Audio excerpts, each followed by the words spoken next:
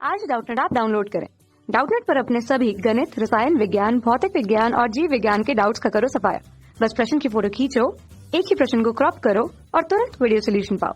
अभी डाउनलोड करें। प्रश्न में यहाँ पे कथन और कारण के रूप में दिया गया है। तो जो प्रकथन यानी कि कथन है, हीलियम एवं ऑक्सीजन गैस की समान मात्रा को समान ऊष्मा दी जाती है। हीलियम के ताप में वृद्धि ऑक्सीजन की तुलना में अधिक होगी। कारण, ऑक्सीजन का अणुभार हीलियम के अणुभार से अधिक है। तो आइए हम लोग इस प्रश्न का यहाँ पे उत्तर देखते हैं और देखते हैं कि कौन सा कथन जो है सही होगा। तो देखिए, हमारे पास जो हीलियम होता है यह एक परमाणु गैस होता है। कैसा होता है यह? एक परमाणु गैस होता है हमारे पास, ठीक है। एक परमाणु गैस होता है। अगर हम लोग इसको समान मात्रा की ऊर्जा दे जितनी कि हम लोग ऑक्सीजन को दे रहे हैं, यानी कि ऑक्सीजन को हम लोग O2 से दर्शाते हैं, ये हमारे पास द्विपरमाणु गैस होता है, ठीक है। तो द्विपरमाणु गैस हमारे पास यहाँ पे होता है। देखिए, इसके लिए अगर हम लोग स्वतंत्रता की कोटि F की बात करें तो ये 3 होगा और ऑक्सीजन के लिए स्वतंत्रता की कोटि F अर्थात 5 होगा। तो यहाँ पे ये जो स्वतंत्रता की कोटि है हमें ये दर्शा रहा है कि हीलियम परमाणु जो है खाली स्थानांतरी गति करेगा, ठीक है। और जबकि हमारे पास ऑक्सीजन जो है स्थानांतरी गति भी करेगा, घूर्णी गति भी करेगा और दोलनी गति भी करेगा, ठीक है। तो इसकी ऊर्जा जो है 3 भागों में बट रही है, जबकि यहाँ पे एक परमाणु गैस जो हीलियम है उसकी ऊर्जा सिर्फ एक भाग में बट रही है, ठीक है। हम लोग मान लेते हैं दोनों को क्यू ऊष्मा प्रदान करते हैं, ठीक है। क्यू ऊष्मा हम लोग हीलियम को भी देते हैं और उतनी ही ऊष्मा हम लोग क्या कर रहे हैं, ऑक्सीजन को भी दे रहे हैं। तो ये जो हीलियम को हमने जो ऊष्मा दी है वह क्या करेगा, इसके सिर्फ एक ही ऊर्जा यानी कि स्थानांतरी ऊर्जा के लिए या फिर स्थानांतरण गतिज ऊर्जा को बढ़ाने में कार्य करेगा, ठीक है। ये क्या करेगा, स्थानांतरण गतिज ऊर्जा को बढ़ाने के लिए यह कार्य करेगा। किसमें? हीलियम के लिए। जबकि ऑक्सीजन में अगर हम लोग देखें तो स्थानांतरण गतिज ऊर्जा के साथ साथ ये इसको क्या कर रहा है, घूर्णन भी करा रहा है, ठीक है। घूर्णन भी होगा और इसमें दोलन भी होगा, कंपन भी करेगा जो ऑक्सीजन के अणु है, ठीक है।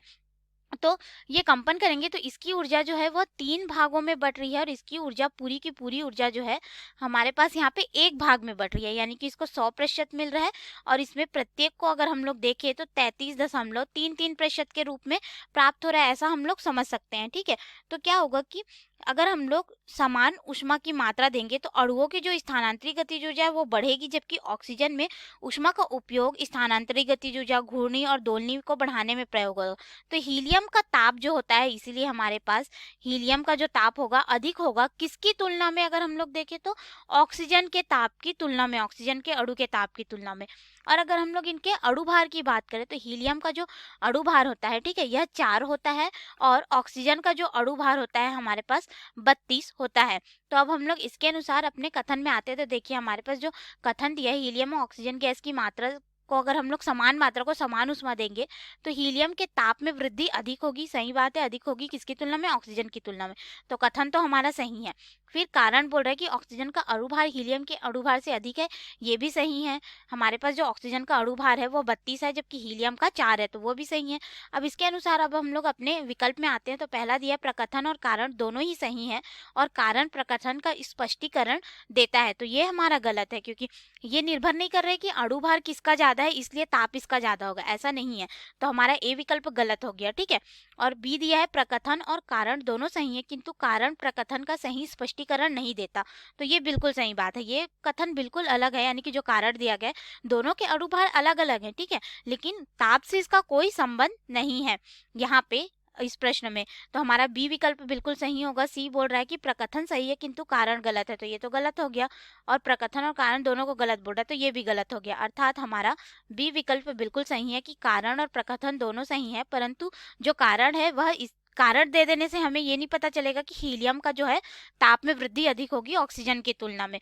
वो हमें तभी पता चलेगा जब हम लोग इसकी ऊर्जाओं के बारे में देखेंगे, ठीक है, यानी कि स्वतंत्रता की कोटि को हम लोग जानेंगे तभी। धन्यवाद। कक्षा 6 से 12वीं से लेकर नीट, IIT, JEE वो एडवांस के लेवल तक 1 करोड़ से ज्यादा छात्रों का भरोसा। आज ही डाउनलोड करें डाउटनेट ऐप या व्हाट्सएप करें अपने सारे डाउट्स 8400 400 400 पर।